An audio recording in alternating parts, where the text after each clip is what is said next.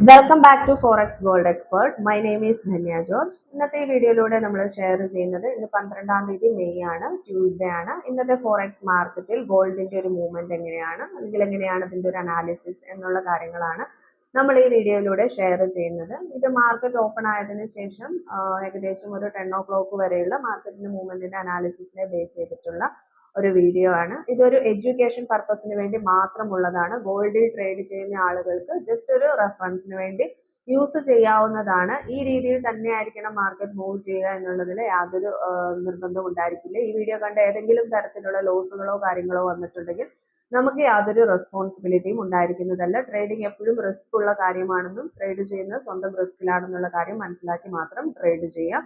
അപ്പൊ ഇന്നത്തെ ഒരു അനാലിസിസ് എന്ന് പറയുന്നത്, ഇന്നത്തെ ഗോൾഡിന്റെ ഒരു ഓവറോൾ മാർക്കറ്റ് ട്രെൻഡ് എന്ന് പറയുന്നത് ബൈയിലാണ് ഉള്ളത്. ഇന്നലെ വൈകുന്നേരം വളരെ വലിയ രീതിയിൽ സെല്ലിൽ നിന്ന് മാറി വളരെ വലിയ രീതിയിൽ ബൈയിലേക്ക് മാർക്കറ്റ് പോയിട്ടുണ്ടായിരുന്നു. ഏകദേശം ഇന്ന് മോർണിംഗോടുകൂടി 4773 വരെ മാർക്കറ്റ് ഗോൾഡിന്റെ പ്രൈസ് പോയിട്ടുണ്ടായിരുന്നു. അവിടെ നിന്ന് ഇപ്പോൾ നമുക്ക് കറന്റ് വലിയൊരു റിജക്ഷൻ ആണ് മാർക്കറ്റിൽ ഉണ്ടായിട്ടുള്ളത്.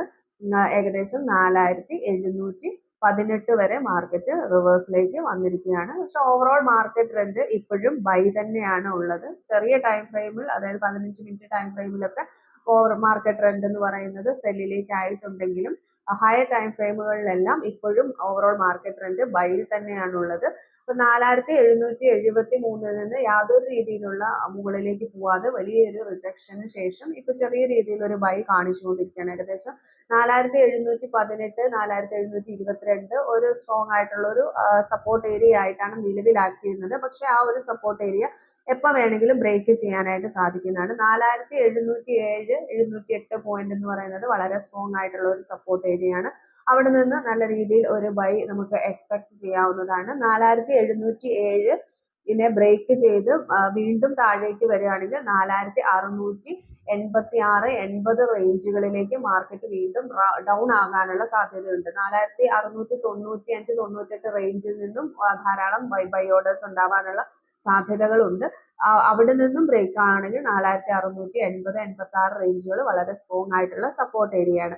വളരെ സ്ട്രോങ് ആയിട്ടുള്ള റെസിസ്റ്റൻസ് ഏരിയ എന്ന് പറയുന്നത് നിലവിൽ ഒരു ഏറ്റവും അടുത്തുള്ള ഒരു റെസിസ്റ്റൻസ് ഏരിയ എന്ന് പറയുന്നത് 4734-35 റേഞ്ച് ആണ്. അത് വളരെ വേഗത്തിൽ ബ്രേക്ക് ചെയ്ത് പോവാവുന്ന ഒരു റെസിസ്റ്റൻസ് ഏരിയ ആണ്.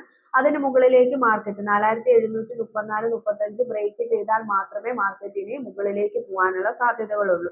മുകളിലേക്കാണെങ്കിൽ 4746-48 റേഞ്ച് എന്ന് പറയുന്നത് വളരെ സ്ട്രോങ് ആയിട്ടുള്ള ഒരു റെസിസ്റ്റൻസ് ഏരിയ ആണ്.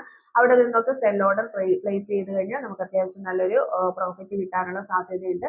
അവിടെ നിന്ന് 4450 ഒക്കെ ബ്രേക്ക് ചെയ്ത് 4750 ഒക്കെ ബ്രേക്ക് ചെയ്ത് മാർക്കറ്റ് മുകളിലേക്ക് പോവുകയാണെങ്കിൽ വീണ്ടും 4765-70 ലെവലുകളിലേക്ക് വരും. 4773 ബ്രേക്ക് ചെയ്താൽ മാർക്കറ്റ് വീണ്ടും 4790, 4830 വരെയുള്ള റേഞ്ചുകളിലേക്ക് മാർക്കറ്റ് മുകളിലേക്ക് പോകാനുള്ള സാധ്യതകളാണുള്ളത്.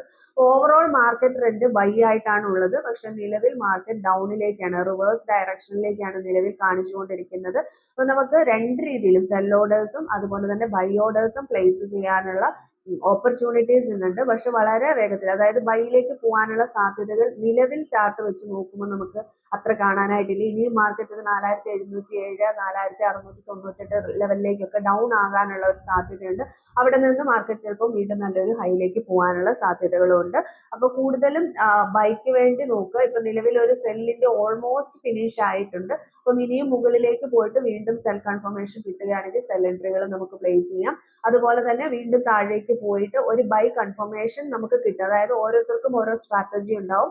അവരവരുടെ സ്ട്രാറ്റജിക്ക് അനുസരിച്ചുള്ള ബൈ ആയാലും സെൽ ആയാലും കൺഫർമേഷൻ കിട്ടിയത്, അതായത് കൺഫർമേഷൻ ക്യാൻഡിൽ നമുക്ക് കിട്ടിയതിന് ശേഷം മാത്രം നമ്മൾ ട്രേഡ്സ് കാര്യങ്ങൾ പ്ലേസ് ചെയ്യാനായിട്ട് ശ്രമിക്കുക. ബ്ലൈൻഡ്ലി ഒരിക്കലും നമ്മൾ ട്രേഡ് ചെയ്യരുത്.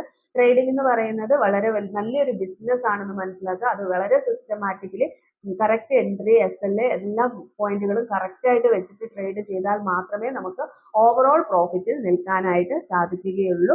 നമ്മളുടെ VIP ട്രേഡിംഗ് ടെലഗ്രാം ചാനലിൽ നമ്മൾ XIUSTയുടെ അപ്ഡേറ്റ്സ് കൊടുക്കുന്നുണ്ട്. അതുപോലെ തന്നെ നമ്മളുടെ വാട്സപ്പ് കമ്മ്യൂണിറ്റിയിലും XIUST അതുപോലെ തന്നെ BTC USD ഒക്കെ നമ്മൾ അപ്ഡേറ്റ്സ് കൊടുക്കുന്നുണ്ട്. താല്പര്യമുള്ളവർക്കൊക്കെ നമ്മളുടെ ഫ്രീ ടെലഗ്രാം ചാനലിന്റെ ലിങ്ക് ഈ വീഡിയോയുടെ ഡിസ്ക്രിപ്ഷനിൽ കൊടുത്തിട്ടുണ്ട്. അതിൽ ജോയിൻ ചെയ്തിട്ട് അഡ്മിനെ കോൺടാക്ട് ചെയ്ത് കഴിഞ്ഞാൽ ഡീറ്റെയിൽസ് ലഭിക്കുന്നതാണ്. പുതിയൊരു വീഡിയോയുമായിട്ട് നമുക്ക് വീണ്ടും കാണാം. Thank you.